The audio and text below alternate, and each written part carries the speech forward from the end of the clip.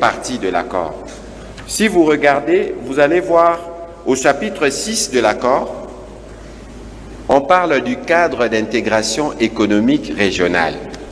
L'esprit, lorsqu'on a signé cet accord, vous avez entendu les gens dire « Ah non, le président Tshisekedi là-bas aussi, il va donner des minerais aux Rwandais pour que les Rwandais arrêtent la guerre. » Non, il n'a jamais été question de donner des minerais au Rwanda. Mais au contraire, Maman Fifi est là.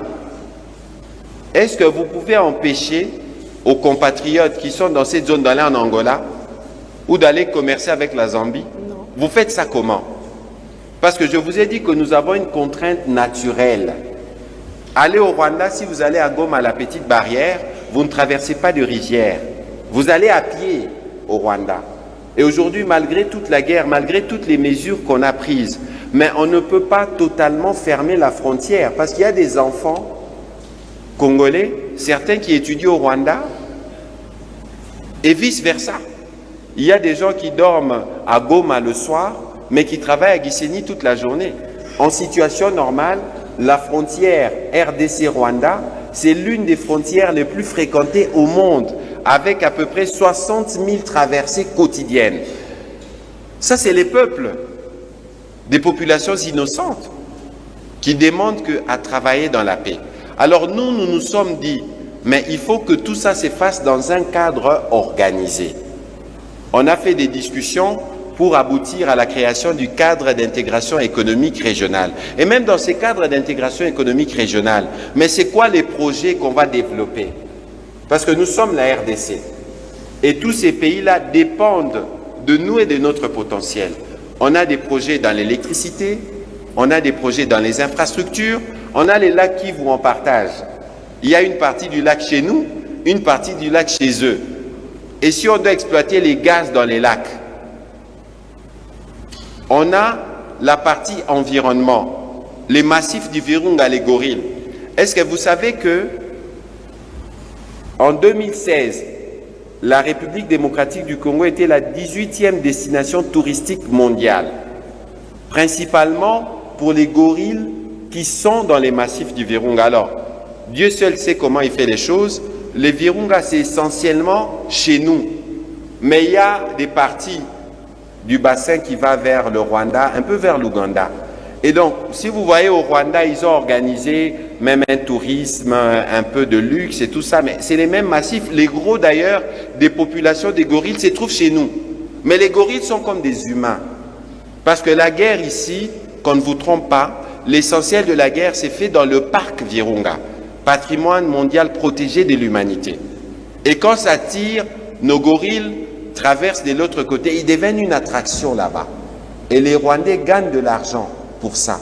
C'est pour ça que dans les cadres d'intégration économique régionale, on a prévu de voir comment on crée des possibilités de collaboration sur ces questions-là parce que nous avons des richesses environnantes.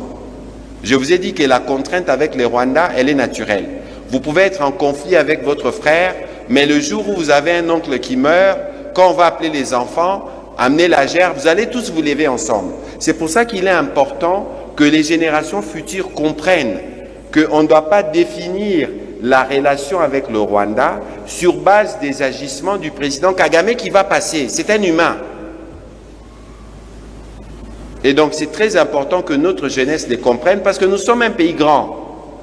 Et tous, regardez les activités économiques qu'il y a ici, toutes les nationalités qui opèrent ici. Le Congo, c'est le pays qui peut accueillir tout le monde pour nous permettre d'avancer.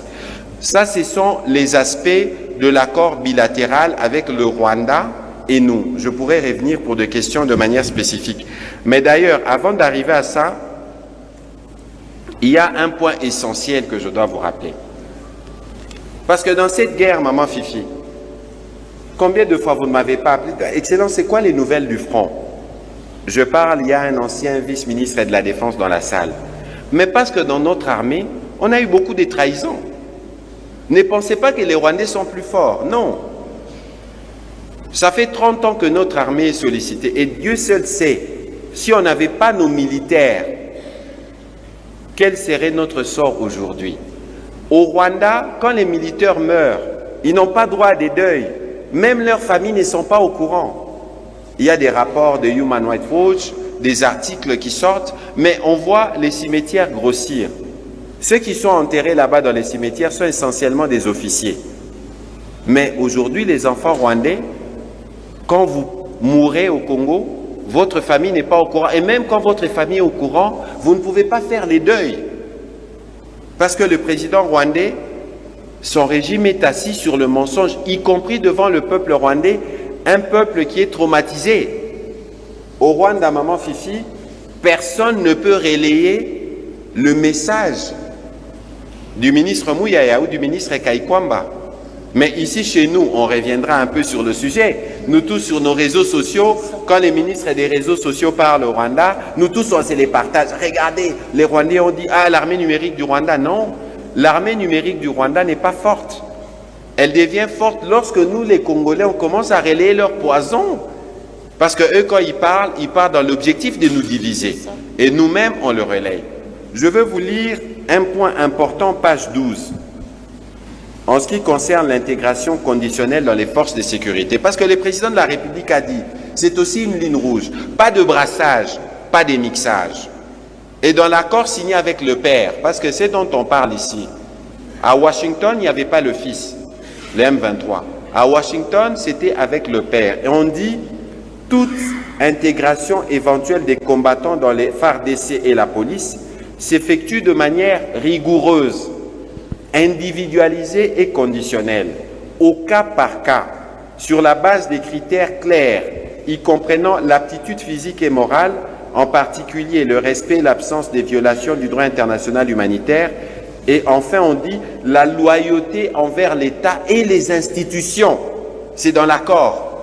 Qu'on ne vienne pas vous dire que bon, quand on aura fini à Doha, on va dire non, non, on fait les brassages et les mixages où vous prenez 1000, 2000 personnes, vous les mettez dans l'armée. C'est comme ça que depuis 30 ans, n'oubliez pas qu'en 97, c'est James Kabarebe qui a dirigé l'armée. En 97, ici chez nous. C'est pour ça que les Américains l'ont sanctionné. Lui, James, il est ministre, il était ministre de l'intégration, ministre d'État, mais les Américains l'ont sanctionné parce que c'est lui l'architecte de la guerre qui s'est fait ici au Congo. Et donc depuis 30 ans, comme ils savent qu'on a fait des brassages et des mixages, ils ont des capitaines ici, des colonels là-bas, des généraux là-bas, ils savent qu'à un moment, ils vont les retourner. Mais ici, on a dit au cas par cas et on a parlé de loyauté envers l'État. Ça veut dire que dans les discussions, dans l'accord bilatéral avec les Rwandais, nous, on a défini nos lignes rouges et ces lignes rouges ont été respectées parce qu'ils ont signé.